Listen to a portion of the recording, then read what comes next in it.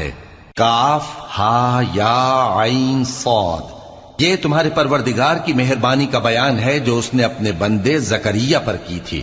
جب انہوں نے اپنے پروردگار کو دبی آواز سے پکارا اور کہا کہ اے میرے پروردگار، میری ہڈیاں بڑھاپے کے سبب کمزور ہو گئی ہیں اور سر سفید بالوں کی وجہ سے چمکنے لگا ہے، اور اے میرے پروردگار، میں تجھ سے مانگ کر کبھی محروم نہیں رہا، اور میں اپنے بعد اپنے بھائی بندوں سے ڈرتا ہوں، اور میری بیوی بانجھ ہے، پھر بھی مجھے اپنے پاس سے ایک وارث عطا فرما جو میری اور اولاد یعقوب کی میراث کا مالک ہو، اور اے میرے پروردگار اس کو خوش اخلاق بنائیو۔ فرمایا اے زکریا، ہم تم کو ایک لڑکے کی بشارت دیتے ہیں جس کا نام یحییٰ ہوگا،